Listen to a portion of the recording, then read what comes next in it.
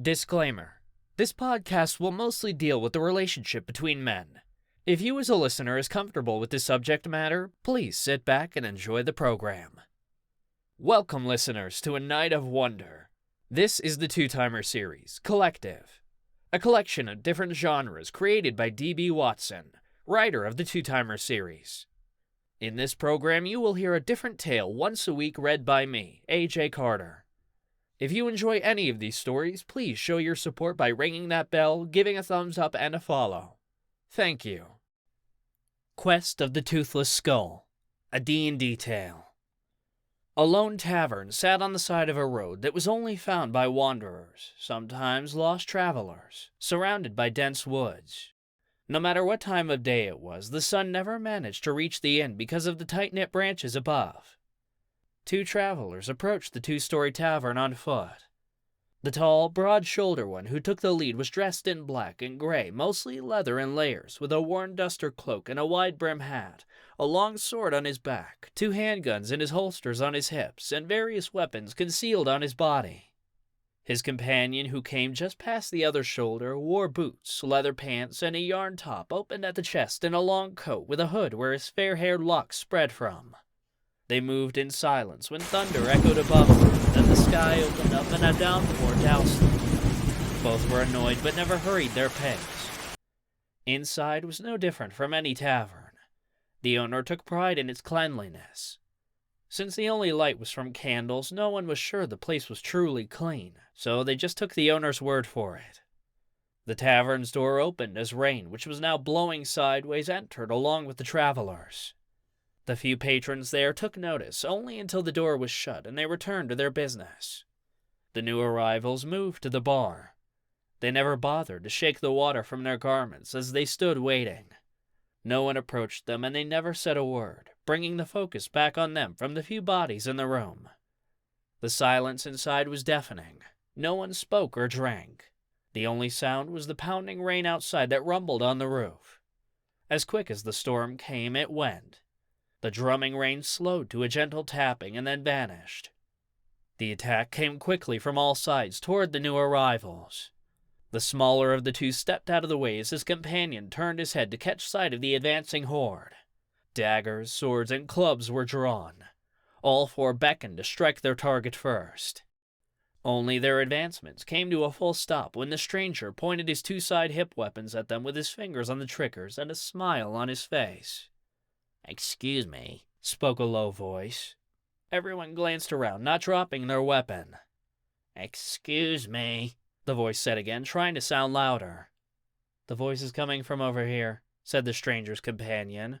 "He wishes to be heard, so I suggest we all pause our actions to hear him out." There was a pause, then slowly they all lowered their weapons and turned to the voice. On the counter stood a small goblin, no bigger than the mug he stood beside. "Hello," he waved, wearing only shorts and a smile. "I'm the owner of this bar, and there are rules. No guns," he said as a matter of fact, "is one of them. The others are displayed on the wall behind me." He pointed without turning away. They all looked and saw a list of 10 rules, and no guns were at the top. The laughter came at the stranger's expense, who turned and looked at the amused crowd. He glanced at his unfazed companion and shrugged his shoulders, holstering his guns. More laughter erupted, but slowly diminished, like the falling rain.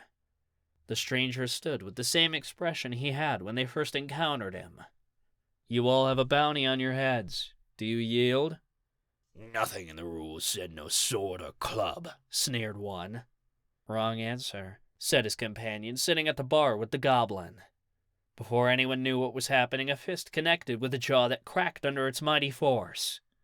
Before a sword was wielded, a foot was thrust into a chest, breaking several ribs and sending the surprised victim back to the floor. Some cunning evading threw his attackers off balance, allowing the stranger to gain the upper hand over all of them. In the end, the stranger was the victor. His companion took charge to shackle the man, but as he latched the first cuff on the last man's wrist, the man pulled out a gun, grabbed the companion, and pressed the barrel to his head. "Now I'm in charge!" he yelled. "Free my man or he dies!" The stranger was about to respond when he saw a growing dark shadow looming behind the man. "You broke the rule!" snarled the voice behind him. The man turned and eyed the goblin, who nearly reached the ceiling, staring at him. He released his hostage and turned the gun on the goblin, who responded by eating him whole. Once done, the goblin shrunk back to his original size. He walked past the stranger and returned to the bar. The stranger and his companion dragged the men outside and formed a circle around them in the dirt. His companion removed a card from his pocket and read the incantation in Elfin. The circle glowed, opening a portal where the men fell in. Once gone, they kicked the dirt until the circle was gone. A few seconds later, 3 bags of gold was in their place. They gathered their payment and left in the direction they came. Once out of sight, someone wearing a hooded cloak, with the hood shielding their face, exited the tavern and followed the pair. Thank you for listening. This was a short story by D.B. Watson and read by me, A.J. Carter. If you want to hear more of this story, please leave a comment. You can find the Thriller series at Amazon.com under D.B. Watson/Two-Timer series, on audio at Audible.com, and Kindle Villa. If you would like to hire me, AJ Carter, to narrate your project, you can find me on acx.com/AJ Carter. Thank you, and see you next week.